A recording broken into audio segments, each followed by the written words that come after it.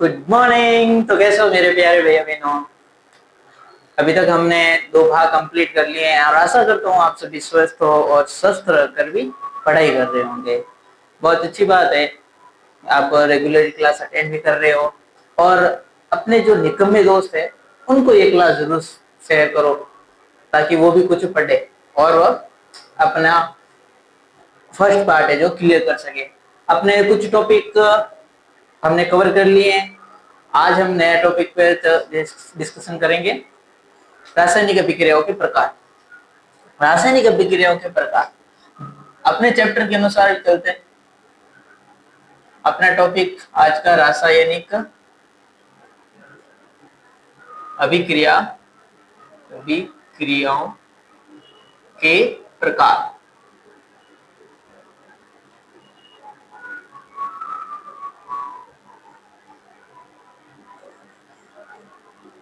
देखिए, रासायनिक अभिक्रियाओं के प्रकार में अब रासायनिक अभिक्रिया किसे कहते हैं वो तो आपको सबको पता ही है। और इसमें क्या होता है, नए उत्पाद का निर्माण होता है। भौतिक में तो नहीं होता है। और इसमें कुछ जब रासायनिक अभिक्रिया होती है तो क्या क्या परिवर्तन होता है ये भी हमने पढ़ चुके हैं। क्या क्या परिवर्तन होता है याद है ना। हाँ, बहुत अच्छी बात है, आपको याद है। तो अब देखिए, अब प्रकार में पढ़ते हैं। पहला प्रकार अपन पढ़ते हैं संयोजन। नाम भी कितना अच्छा है, संयोजन।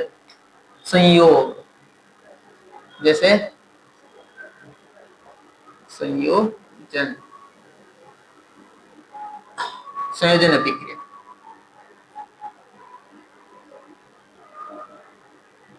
ये क्या होती है, पर इसके बारे में पढ़ना है, इसके बारे में देखते हैं, समझते हैं।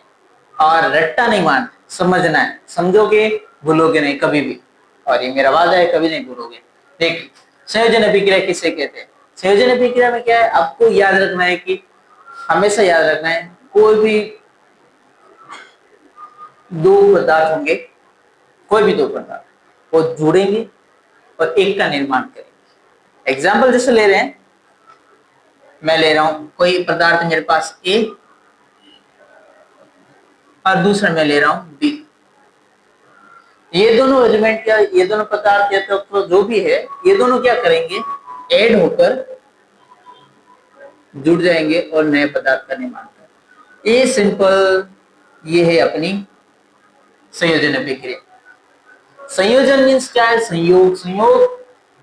संयोग का पता है, कुल ऐसे बात में। चलो देखो, संयोजन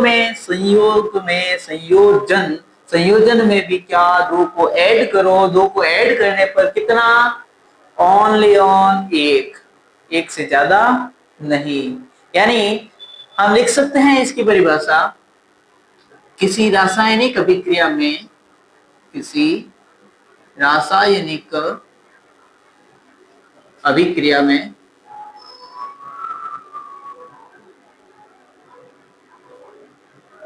दो पदार्थ ले आओ या फिर अभिकर्मक लेते हैं। अभिकर्मक या अभिकारक अच्छा रहेगा, याद रहता है उसमें। अभिक्रिया में दो अभिकारक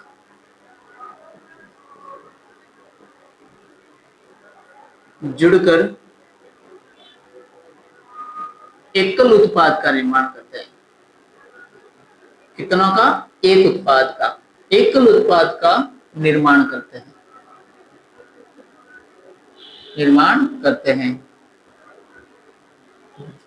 तो उसे हम क्या बोलते हैं, संयोजन अभिक्रिया। याद रखना है, दोहरान कीजिए मेरे पीछे पीछे। किसी भी रासायनिक अभिक्रिया में दो या अधिक, दो से अधिक भी हो सकते हैं, अभिकारक क्या करेंगे, जुड़ेंगे। जुड़ने पर कितना, एकल उत्पाद का निर्माण हो, उसे हम क्या बोलेंगे, संयोजन अभिक्रिया।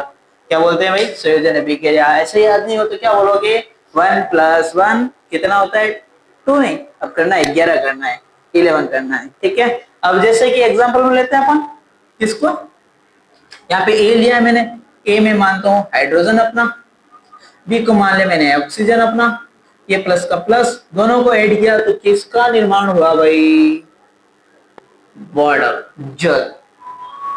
किसका निर्माण हुआ, जल का। यही अपना क्या है, कॉम्बिनेशन रिएक्शंस।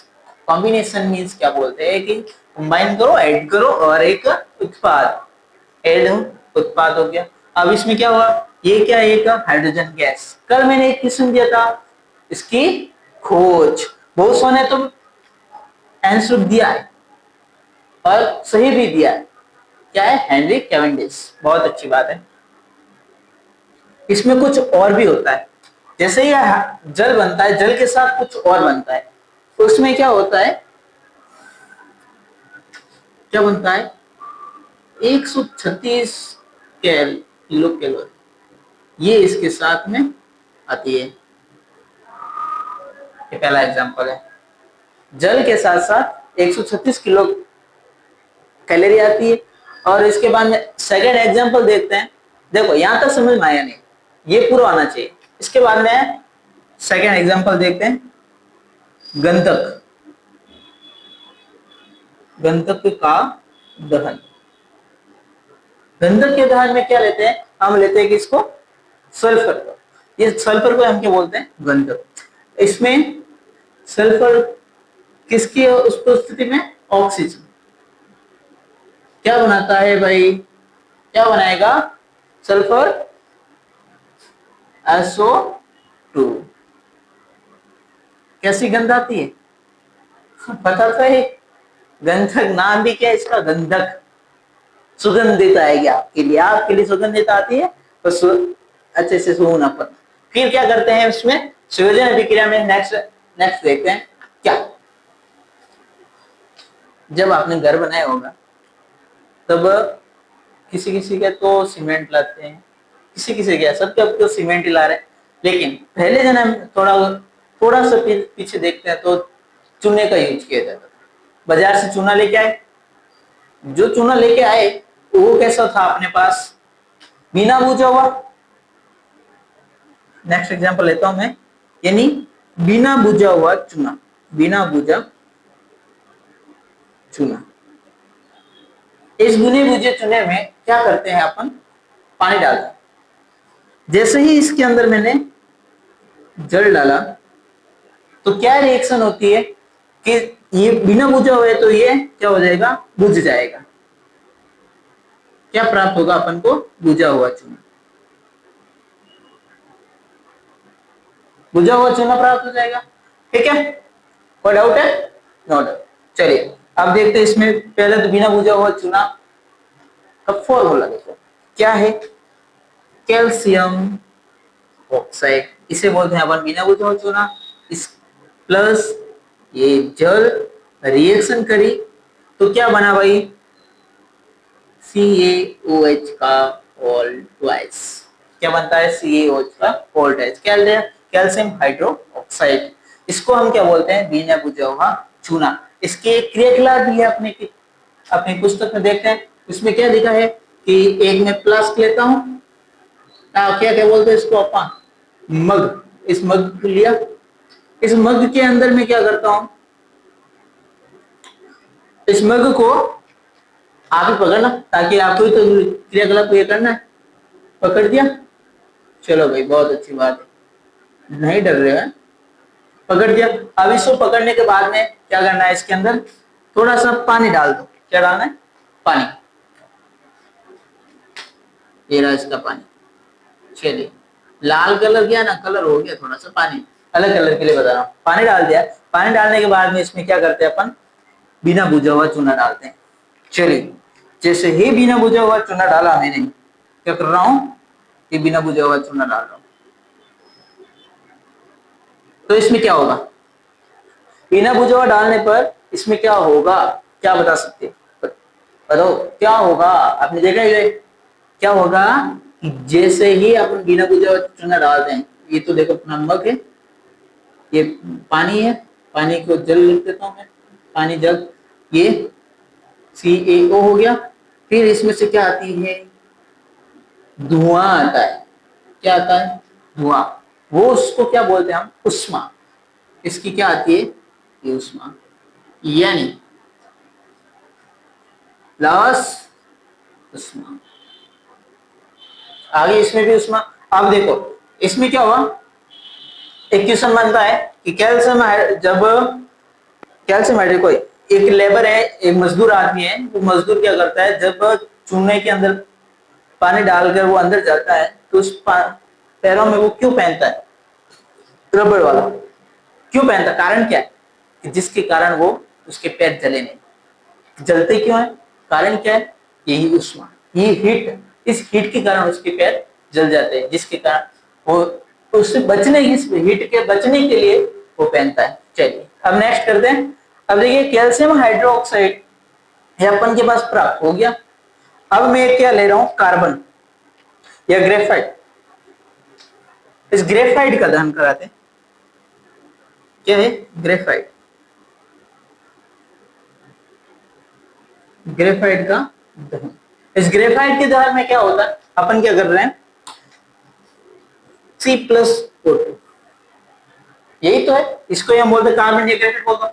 ये कार्बन का अपर रूप ही है, याद है 9th क्लास, कार्बन के अपर रूप जो 10th क्लास के साथ हमें पढ़े थे, कौन कौन से, कमेंट बॉक्स में जरूर बताना जिसको भी याद है।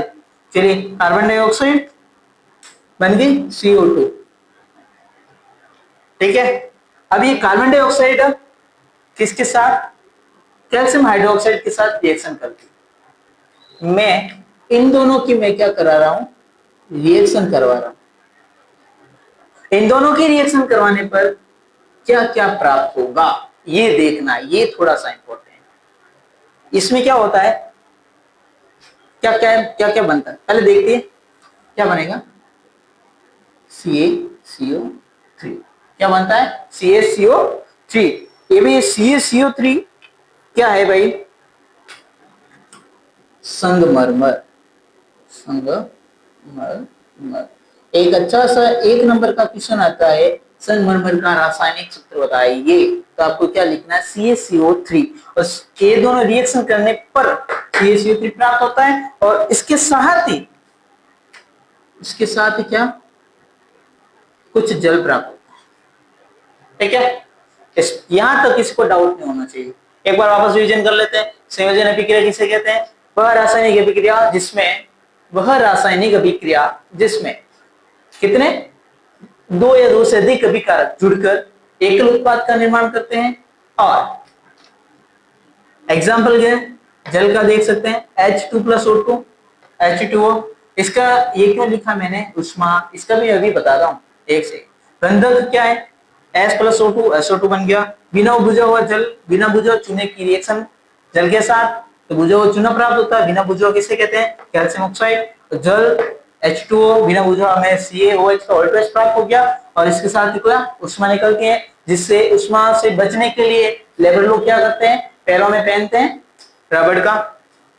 और ग्रेफाइट का दहन C+O2 CO2 प्राप्त हो जाती है। अब ये CO2 और कैल्शियम हाइड्रोक्साइड की रिएक्शन करवाते हैं तो हमें क्या मिलता है, एक संगमरमर। ये संगमरमर किस लिए काम आता है भाई, देखा है ग्रेफाइट संगमरमर के पत्थर देखे, एकदम चमकीले होते हैं, एकदम सफेद होते हैं, ठीक है, और साथ में जल प्राप्त हो जाता है। अभी अब हम देख रहे हैं कि इतने रिएक्शंस की उसमें, जैसे कि ये उष्मा आई, इधर भी उष्मा आई, ये दोनों एक उष्मा आ रही। इन उष्मा से यदि देखो कोई भी रिएक्शन कर रहे हो अपन, कोई भी अभिक्रिया कर रहे हो, हम अभिक्रिया पढ़ रहे ना, अभिक्रिया कर रहे हैं। अब ऐसी कई अभिक्रिया आ जाए, जैसे कि ये आ रही जल की अभिक्रिया, इस जल की अभिक्रिया में, बिना बुझे हुए चूने की अभिक्रिया में क्या है, उष्मा निकल रही, जिसमें भी उत्पाद के साथ उष्मा निकले उसको हम बोलते हैं उष्माक्षेपी अभिक्रिया। क्या बोलते हैं, उष्माक्षेपी अभिक्रिया। क्या बोलते हैं भाई, उष्माक्षेपी अभिक्रिया। क्या बोलते हैं, उष्माक्षेपी अभिक्रिया। अब इसके भी रिएक्शन मैं भी बताऊंगा मैं भी। चलिए यहां तक कोई डाउट है क्या, डाउट होना भी नहीं चाहिए, ठीक है। चलिए अब आगे देखते हैं उष्माक्षेपी अभिक्रिया। जो ये अपन के कार्बन डाइऑक्साइड बन रही है, इस कार्बन डाइऑक्साइड के साथ में एक 94 किलो कैलोरी उष्मा निकलती है, इसके साथ में उष्मा उत्सर्जित होती है। चलिए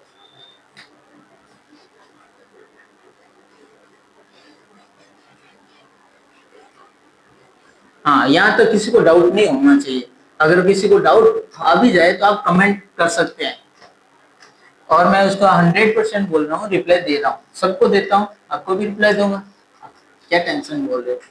अरे मैं तो चाह रहा हूँ, और रिक्वेस्ट है जो जो भी इस वीडियो को देख रहे हैं, सब्सक्राइब जरूर करें और लाइक जरूर करें, और घंटे का बटन दबाएं ताकि मेरा जो भी वीडियो आएगा तो आप डायरेक्ट आपके पास आप उसका मैसेज आ जाए और आप उसको देख सकते हो और पढ़ भी सकते हो। चलिए अब पढ़ते हैं अपन ऊष्माक्षेपीय प्रक्रिया। ऊष्माक्षेपीय प्रक्रिया क्या होती है?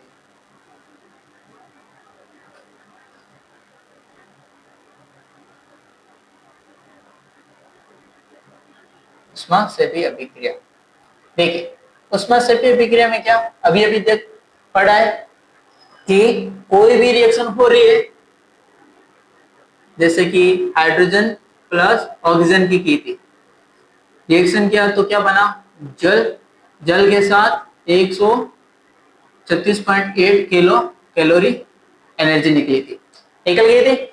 अब इसकी डेफिनेशन क्या होती है, परिभाषा क्या होती है, वो देखिए। किसी भी रासायनिक अभिक्रिया में,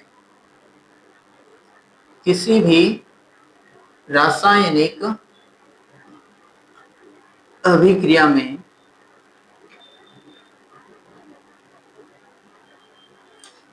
उत्पाद के साथ, उत्पाद के साथ क्या होगी, ऊष्मा उत्सर्जित होगी,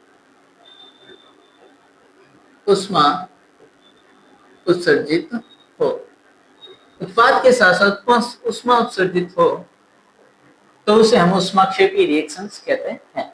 याद रखना, भूलिएगा ना, क्या कि किसी भी रासायनिक अभिक्रिया में उत्पाद के साथ ऊष्मा उत्सर्जित होगी, उत्सर्जित या फिर इसके पास में एरो लिखा होगा। डन। कोई एग्जाम्पल में लेते हैं, अभी अभी देखे एग्जाम्पल, जल का देखा, कार्बन डाइऑक्साइड का देखा, कार्बन डाइऑक्साइड में कितनी, फिर C+O2, CO2 के साथ में कितनी 94 किलो कैलोरी निकलती है। और इसमें एक आती है श्वसन की अभिक्रिया, एक एग्जाम्पल है श्वसन। इसके ऊपर एक क्वेश्चन भी बहुत अच्छा सा बनता है, अभी बताऊंगा मैं आपको। श्वसन की अभिक्रिया, श्वसन देखें, श्वसन में क्या होता है। चलो, जब हम खाना खा रहे हैं, खाना खाते ही उसमें प्रोटीन संश्लेषित हो जाता है, और कुछ कुछ में क्या होता है, जैसे चावल, चावल है, मक्का है, यानी बाजरे की रोटी, उनमें कार्बोहाइड्रेट होती है। वो कार्बोहाइड्रेट क्या होगी, पाचित होकर इसका ग्लूकोज का निर्माण करती है। वो ग्लूकोज, ग्लूकोज अंदर चले गए। अब वो ग्लूकोज क्या कर रही है, पहले तो ग्लूकोज का सूत्र रासायनिक C6H12O6, ये ग्लूकोज क्या करेगी, जो अपने अंदर उपस्थित है ऑक्सीजन, उस ऑक्सीजन के साथ अभिक्रिया करके, उस ऑक्सीजन के साथ अभिक्रिया करके क्या क्या बनाएगी, एक तो कार्बन डाइऑक्साइड और जल, और इसके साथ में ऊष्मा उत्सर्जित करती है, जिससे इस ऊष्मा से हमें क्या मिलती है, एनर्जी, एटीपी के रूप में, जो हम आगे बायो में पढ़ेंगे। अवायवीय शोषण और वायवीय शोषण में कितनी एटीपी मिलती है, एक में 2 एटीपी, एक में 36 एटीपी है, समथिंग ऐसे पढ़ेंगे, आपको बताएंगे पूरा का डिटेल में वहां पे बायो में। अभी देखिए ये शोषण हो गया, इसको हम बोलते हैं ग्लूकोज,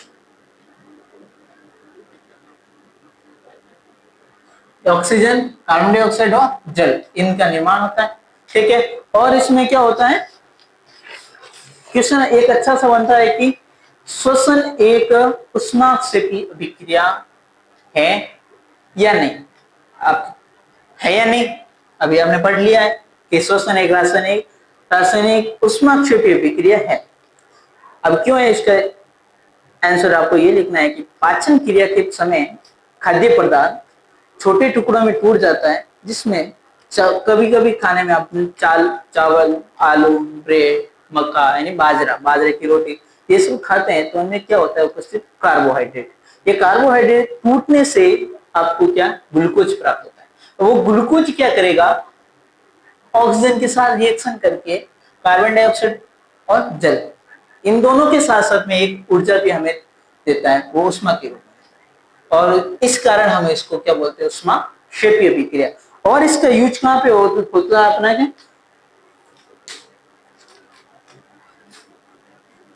कोई साग सब्जियां लेते हैं अपनी, इन साग सब्जियों का किसमें, कंपोस्ट में, कंपोस्ट में विघटित होना, साग सब्जियों का, साग सब्जियों का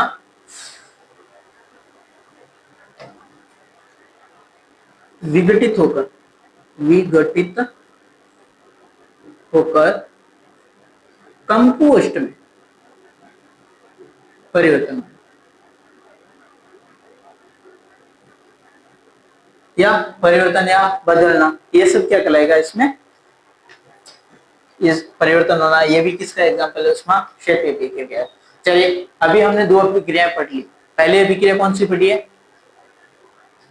ध्यान तो है ना, अरे मैं आपको ही बोल रहा हूं, ध्यान तो है, हाँ चलिए देखिए पहली अभिक्रिया कौन सी पढ़ी रासायनिक अभिक्रिया में, संयोजन अभिक्रिया। संयोजन अभिक्रिया में क्या है, संयोग से बना जोड़ा, संयोग से बना जोड़ा, फिर बाद में क्या करता है, क्या तेरा क्या मेरा है तो सब एक ही। चलिए क्या बनता है उसमें, a प्लस बी, क्या है a प्लस बी, क्या बोलते हैं, क्या तेरा क्या मेरा, दोनों हम एक, तो और ये बन गई अपनी संयोजन। ठीक है, संयोजन के बाद में क्या होता है, इसके साथ साथ कभी कभी लड़ाई झगड़ा हो जाता है, तो क्या होता है, गर्मी हो जाती है इनको, गर्मी होने से साथ में क्या तेरा क्या मेरा के साथ साथ एक उष्मा निकल जाती है, उष्मा निकलती है तो जिस कैसी ऐसी क्या जो भी रासायनिक अभिक्रिया जिसमें उत्पाद के साथ उष्मा या ऊर्जा एनर्जी रिलीज होती है, उससे हम क्या बोलते हैं, उष्माक्षेपीय अभिक्रिया। याद रखना कि श्वसन एक उष्माक्षेपीय अभिक्रिया है। कारण क्या है कि हम जो खाना खा रहे हैं, किसी में कार्बोहाइड्रेट होता है, किसी में प्रोटीन होता है, वो सब क्या करते हैं, जो अंदर उपस्थित होते हैं ऑक्सीजन, वो अंदर उपस्थित अपनी ऑक्सीजन है, उसके साथ ग्लूकोज रिएक्शन करके कार्बन डाइऑक्साइड और जल और उष्मा का उत्सर्जन कर जाता है, तब उष्माक्षेपीय अभिक्रिया कहता है। और एक एग्जांपल है कि साग सब्जियों के साथ विघटित होकर वो कंपोस्ट में परिवर्तन हो जाता है। चलिए यहाँ तो कोई किसी को डाउट, एक बार लिख दीजिए, पेन को भी जरूर लेके बैठिए ताकि आप इसको नोट डाउन भी कर सके और अपने नोट्स भी बना सकते हैं। चलिए अब इसके बाद में अपन पढ़ेंगे अपनी नेक्स्ट, क्या नेक्स्ट वो इसकी जस्ट उल्टी, उल्टे क्या होगा भाई, क्या हो सकता है, ये उष्मा को बाहर निकाल रहा है तो आने वाली अभिक्रिया क्या करेगी, उष्मा को, हाँ सही बोले आप, अंदर लेगी, क्या लेगी, एग्जॉर्ब, अंदर लेगी। चलिए उष्मा जो बाहर निकालती है उष्मा क्षेपी कहलाती है, जो अंदर लेगी उसको बोलेंगे हम उष्मा शोषी अभिक्रिया। क्या बोलते हैं, उष्मा शोषी अभिक्रिया। इसके बारे में पढ़ते हैं अपन थोड़ा। चलिए उष्मा शोषी अभिक्रिया क्या कहती है कि वह रासायनिक अभिक्रिया, क्या है, वह रासायनिक अभिक्रिया जिसमें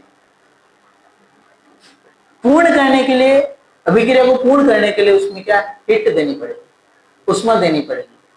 ठीक है, अभिकारक के साथ भी उष्मा हो सकती है। जैसे एग्जांपल में देख बताऊं आपको, A प्लस बी, ये दोनों क्या कर रहे हैं, या फिर किसी एक कंपाउंड है अपने पास ए बी है, इस ए बी को तोड़ने के लिए हमें क्या करना पड़ता है, उष्मा दी, तो हमें क्या प्राप्त हुआ, ए प्लस बी।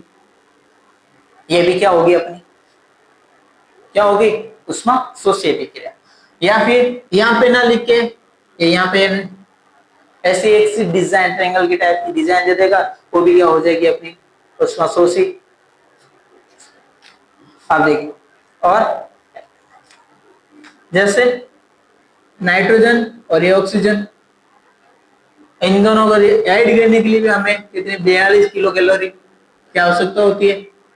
और क्या बनता है भाई, क्या बनता है, नाइट्रोजन डाइऑक्साइड नहीं बनता है, क्या पढ़ते हो भाई, इसमें बनता है आपने नाइट्रस ऑक्साइड, जो एक गैसीय फॉर्म में हो जाती है, क्या बोलते हैं, नाइट्रस ऑक्साइड। वो अभी आप सोच रहे हैं वो NO2 है, यहाँ पे NO2 नहीं बन रहा, ये याद रखना।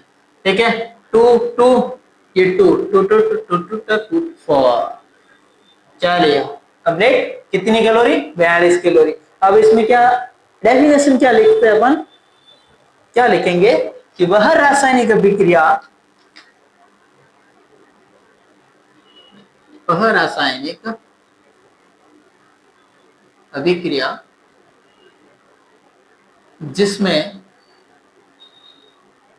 उष्मा का अवशोषण होता है, उष्मा का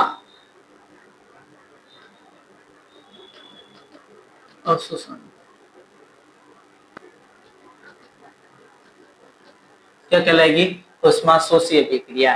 चलिए एग्जाम्पल भी लिख देगा इसका, हाइड्रोजन की ऑक्सीजन के साथ अभिक्रिया कर रही, और एक आता है एग्जाम्पल अपना phosphorus pentachloride, phosphorus pentachloride PCl5, PCl5 इसकी, अरे भाई इसको भी क्या करना है अपन को, तोड़ना है। तोड़ने के लिए हमें क्या चाहिएगा, क्या चाहती है, उष्मा। ये उष्मा बनी PCl5, इसको तोड़ने के लिए हमें उष्मा चाहिए।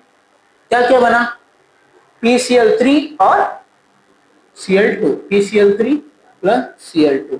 इसके बारे में मैंने कुछ बताया था पहले भाग में, अपनी पहली क्लास में बताया था, याद है, कैसी गैस है ये, अरे भाई जहरीली गैस है, सूंघला पता चल जाएगा कैसे क्या होता है देना फिर। चलिए PCl5, PCl5 का क्या नाम है, phosphorus pentachloride, phosphorus pentachloride, phosphorus pentachloride.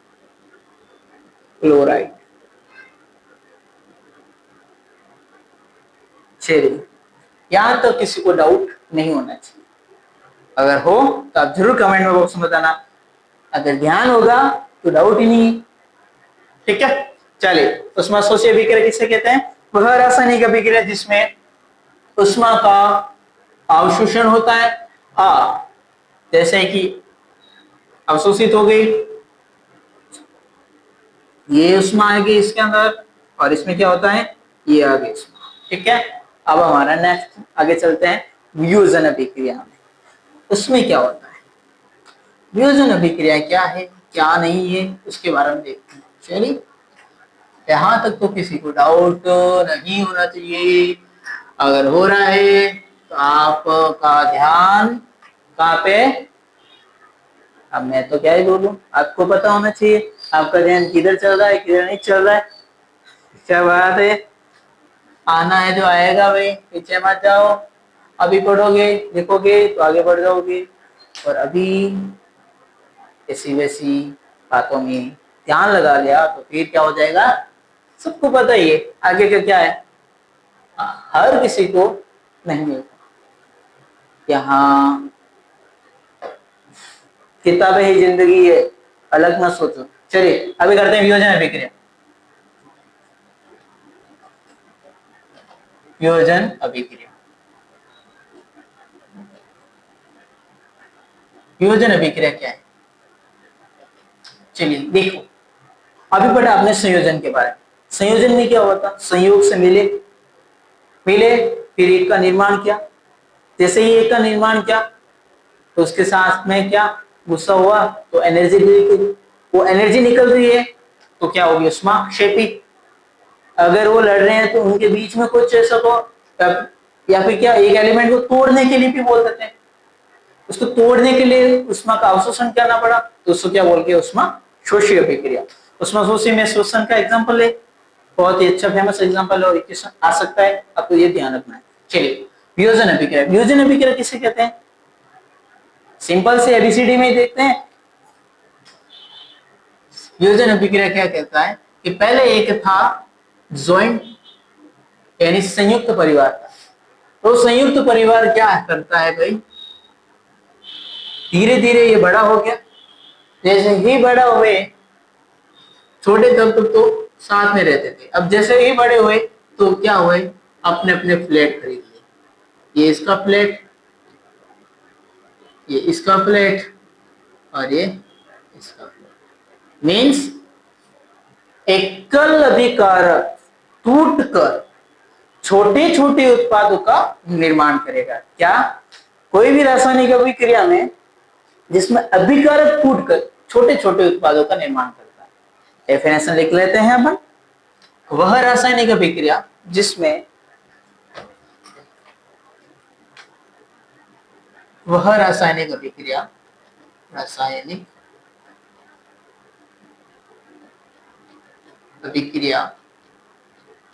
जिसमें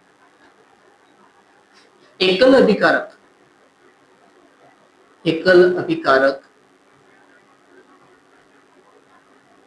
क्या करेगा, टूट जाएगा, टूटकर कितने छोटे छोटे, उसकी मर्जी कितने भी बना सकते, टूटकर छोटे छोटे उत्पाद का निर्माण करता है। छोटे छोटे उत्पादों का निर्माण करता है और उसको हम क्या बोलते हैं, वियोजन अभिक्रिया। जैसे एग्जांपल में लेते हैं किसका, पोटेशियम क्लोरेट, KClO3, क्या नाम है इसका, पोटेशियम क्लोरेट।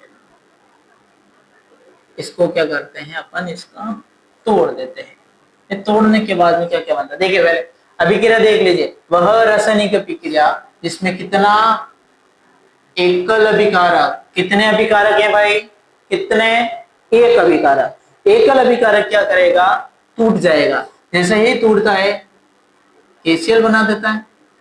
अब कितने उत्पाद, ये बोल रहा है देखो कि छोटे छोटे उत्पाद।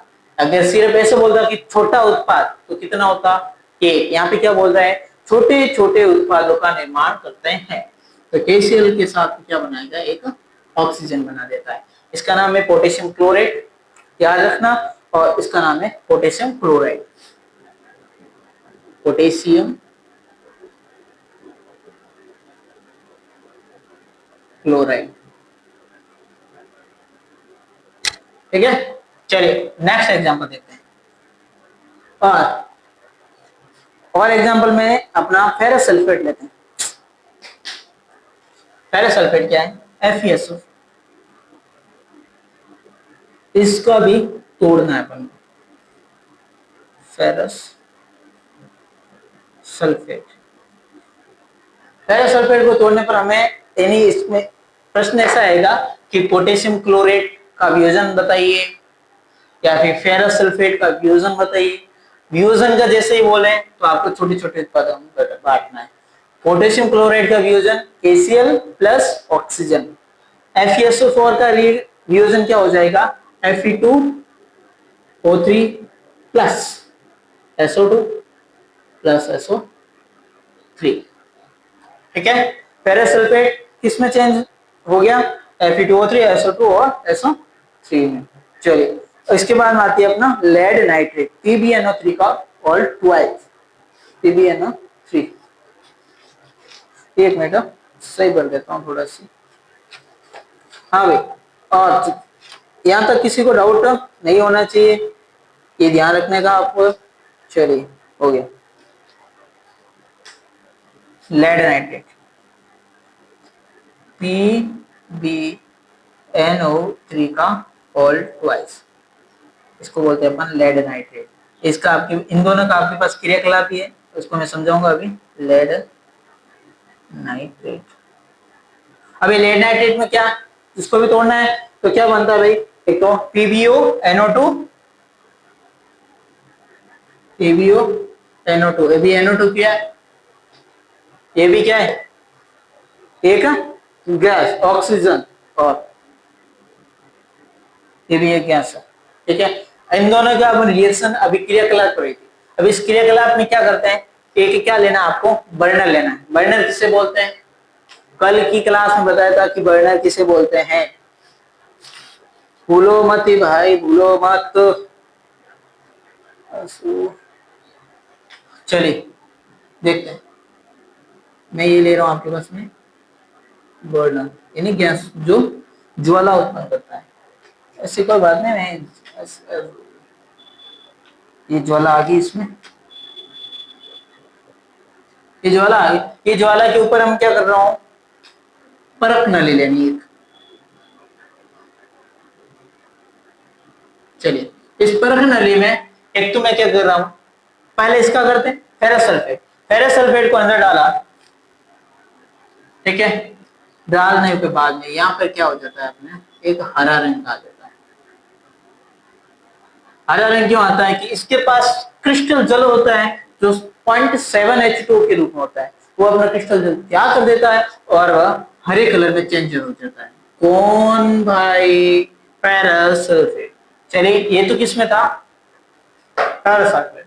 अब ये लेड नाइट्रेट क्या करता है, और इसमें भी याद ध्यान रखिएगा, जो आप ये कर रहे हो, इसको पकड़ रहे हो, हाथ से मत पकड़ना भाई। हाथ से पकड़ लिया तो अंगुलियां जल जाएगी। इसको चिमटे की सहायता से पकड़ते हैं। किसकी सहायता से, चिमटे की सहायता से पकड़ते हैं, ठीक है। और इसको बोलते हैं परख नली, इसको बोलते हैं चिमटा, और इसको क्या बोलते हैं, बर्नर, ठीक है। अब इसको करते हैं लेड नाइट्रेट। लेड नाइट्रेट में क्या होता है, लेड नाइट्रेट जैसे ही अंदर डालते हैं, ये यहाँ कलर से बना देते हैं इसको। अभी क्या है,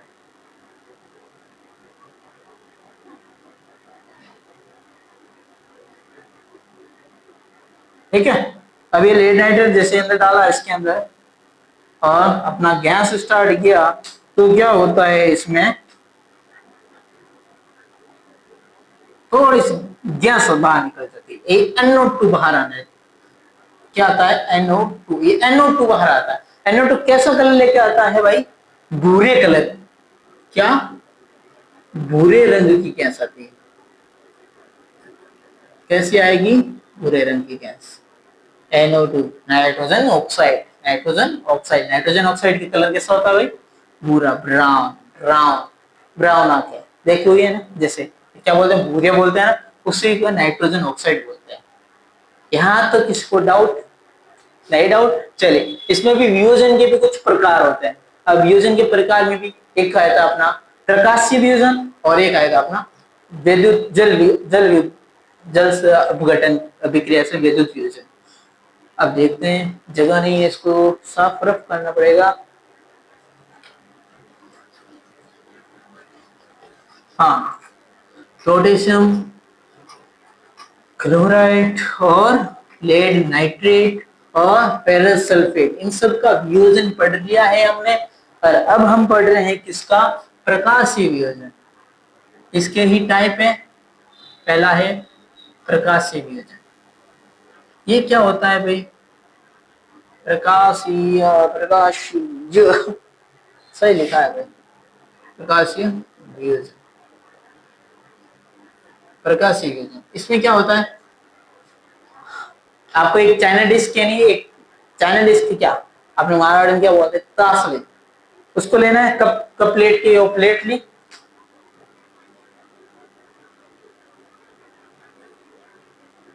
ठीक है।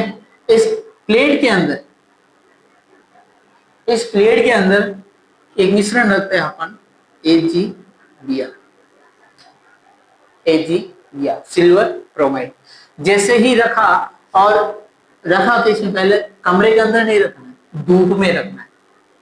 क्यों, हम क्या पढ़ रहे हैं, प्रकाशीय वियोजन। किसकी सहायता से, प्रकाश की सहायता, गैस नहीं लगाना है, हिट नहीं देना है, प्रकाश की सहायता से। इसकी भाई क्या करते हैं, ये किरणें आई इसके ऊपर, जैसे ही इसकी किरणें आती है तो इसमें क्या होता है वो ही देखना है अपन को। ये किरण आई इसके ऊपर सीधी, तो यहाँ पे जो कलर चेंजिंग हो जाता है, किसका कलर चेंजिंग हो जाएगा, ये अपना इंपॉर्टेंट है। देखिए AgBr रिएक्शन हो रही है किसकी उपस्थिति में, सनलाइट की उपस्थिति में रिएक्शन हो गई। क्या क्या बना भाई, Ag+Br2, डन, Ag+Br2। अब ये रिएक्शन किसके लिए उपयोगी आती है, किसमें काम आती है, कि हम फोटोग्राफी करते हैं कि श्वेत श्याम फोटोग्राफी,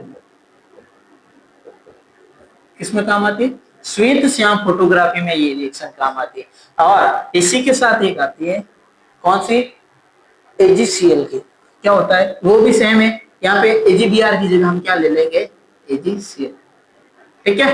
चलिए AgCl वापस सनलाइट की उपस्थिति में क्या बनता है Ag प्लस Cl2। ये कैसी गैस है? जहरी। और इसमें क्या होता है और इसमें क्या होता है? Colour change. कलर चेंज कैसा होगा ये इंपॉर्टेंट, धूसर रंग का हो जाता है। कैसा रंग? धूसर रंग। चलिए कलर चेंज कैसा रंग? धूसर रंग में चेंज। क्या इस समय ये इतनी धूसर रंग का था? नहीं। क्यों? चांदी कैसे होती है? सिल्वर। चांदी कैसी होती है? एकदम सफेद। ठीक है। हाँ, ये दोनों याद रखना है आपको। प्रकाशीय वियोजन में क्या होता है कि AgCl या AgBr सनलाइट की प्रकाश की उपस्थिति में क्रिया करते हैं, जिसमें सिल्वर अलग हो जाता है और ब्रोमीन श्वेत फोटोग्राफ में ब्रोमाइड अलग हो जाता है और इसमें क्लोरीन अलग होता है। हाँ, तो इसकी हम डेफिनेशन क्या लिख सकते हैं?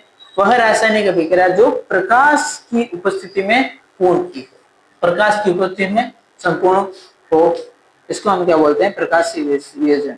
या फिर लिख देता हूं मैं आपके, सूर्य की उपस्थिति में पूर्ण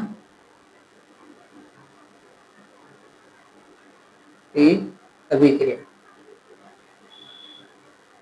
सूर्य की उपस्थिति में पूर्ण हुई अभिक्रिया पे हम क्या बोल सकते हैं? प्रकाशीय वियोजन। यहाँ तो कोई डाउट? कोई डाउट? No doubt. बहुत अच्छी बात है। ऐसे कैसा? छाप लो। छापना यानी लिखना है, लिख लो, फटाफट लिख लो आप। फिर इसके बाद में अपन पढ़ते हैं थोड़ा क्या? वैद्युत अपघटन। क्या? जल वैद्युत अपघटन पढ़ा? 8th क्लास का टॉपिक है ये, वैद्युत अपघटन। याद है या नहीं याद है? कैसे याद रखोगे आप? आपने 10th पास कर लिए तो अब याद थोड़ी रखोगे, हमें पता है। चलिए थोड़ा क्या है, अब डायग्राम में बनाऊंगा मैं, इसके लिए थोड़ा सा। हाँ, तो अभी तक पढ़ लिया आपने प्रकाश वियोजन और अभी पता है वैद्युत वियोजन। वैद्युत अपघटन की तीसरा करते हैं। इसमें क्या करना है आपको? थोड़ा जल लेना है, जल के साथ 2 ग्रेफाइट की रॉड लेनी है। सेकंड पॉइंट में ग्रेफाइट की रॉड कितनी लेनी? क्वांटिटी में 2। और इसमें कुछ जल यानी अम्ल के अणु लेने, H2SO4 लेना, कुछ थोड़ा सा लेना, और 6 वोल्ट की बैटरी,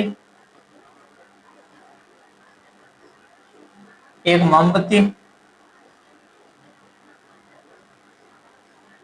जली हुई मोमबत्ती। ठीक है, जलनी चाहिए, ऐसे लेने। चलिए अभी इसमें क्या करते हैं? हम मग लेते हैं, उस मग में परख नली भी लिखनी है भाई, परख नली भी लिए। परख नली कितनी? 2। अब ये देखिए, जैसे ही हमने लिया एक मग, उस मग के अंदर पानी डालते हैं और ग्रेफाइट की रोड लगाते हैं। ग्रेफाइट की रोड के नीचे हम पैक कर देते हैं भाई, इसको रबड़ की सहायता से पैक कर लेते हैं। ठीक है, चलिए पैक करने के बाद हमें क्या करना है? अपन को उस ग्रेफाइट के रॉड के ऊपर परख नली को उल्टी रखनी है। उल्टी डाल दी, जैसे ही उल्टी डाली फिर आपको क्या करना है? उसमें 6 वोल्ट की बैटरी लगा देनी है। 6 वोल्ट की बैटरी लगाने पर आपको उसमें विद्युत धारा प्रवाहित करनी है। विद्युत धारा प्रवाहित करने के बाद करेंगे तो एनोड होकर थोड़ा प्राप्त हो जाएगा। और उसके बाद में क्या होगा? जैसे ही हम विद्युत धारा प्रवाहित करते हैं, उसमें इन परख नलियों के अंदर कुछ विक्षेपण उपस्थित हो जाएगा। विक्षेपण किसका? पानी का विक्षेपण हो जाएगा। और यहाँ पे कुछ कुछ जगह आने लग जाएगी और वहां पे क्या? बुलबुल आने लग जाएंगे। जैसे ही बुलबुल आते हैं, H2O विस्थापित हो जाएगा और इसमें बुलबुल आने लग जाएंगे। आपको जैसे ही H2 विस्थापित हो गया, विस्थापित होने के बाद क्या हो जाएगा? बुलबुल आ जाएंगे, बुलबुले। अभी जैसे ये बुलबुले आ रहे हैं तो आपको क्या करना है? इसको देखना है। देखने के बाद इसको बाहर लो। बाहर लेने के बाद आप किसके पास लेके आओगे? जलती हुई मोमबत्ती के पास। मोमबत्ती के पास लेके आओगे अब ये परत नली, ये परत नली के पास, अब यहां से जैसे ये गैस आ रही है, जो भी है मुझे नहीं पता इसमें ऑक्सीजन कौन सी है हाइड्रोजन कौन सी है नहीं पता है, तो इसमें से क्या हो रही है कि जैसे ही गैस बाहर आई, अब ये गैस बाहर आने के बाद अगर इसके लौ से टकराई और टकराने के बाद में यहाँ पर आवाज कैसे आए, फट फट, अगर ऐसी आवाज आए तो कौन सी गैस होती है, अपनी हाइड्रोजन गैस हो जाएगी। अगर फट फट की आवाज आए तो हाइड्रोजन गैस होगी, और नहीं आएगी तो क्या होगी, ऑक्सीजन की गैस। अब इस परीक्षण को, टेस्ट को क्या बोलते हैं भाई, पॉप टेस्ट। क्या बोलते हैं, पॉप टेस्ट। याद रखना, पॉप टेस्ट की सहायता से हम किसका परीक्षण करते हैं, हाइड्रोजन गैस का। और ये सब हमने क्या पढ़ा है अभी, वैद्युत अपघटन विधि। वैद्युत अपघटन विधि में हमें क्या क्या लेना है आवश्यक है, एक मग लेना आवश्यक है, मग के बाद ग्रेफाइट की रोड 2 लेनी है, H2SO4 लेना है। कारण क्या है, अगर पानी एकदम शुद्ध है तो उसमें क्या है, वो बैटरी लगाने पर कभी कभी वो इलेक्ट्रिसिटी नहीं जाती है, तो हम क्या करेंगे, अम्लीकृत कर लेते हैं इसको, कुछ बूंदे डाल देंगे, ठीक है। और उसके बाद 6 वोल्ट बैटरी लेना है जिसके साथ समय इलेक्ट्रिसिटी देंगे, और फिर मोमबत्ती लेना है जिसकी सहायता से हम हाइड्रोजन का परीक्षण करेंगे कौन सी गैस है, और इसमें 2 परत नली भी लेनी है, ठीक है। तो यहाँ तक आज आपको पढ़ना है, और ज्यादा से ज्यादा इस वीडियो को शेयर भी कीजिए। आपका जैसा रिस्पॉन्स होगा उसी तरीके से मेरे भी वीडियो आएंगे। Thank you.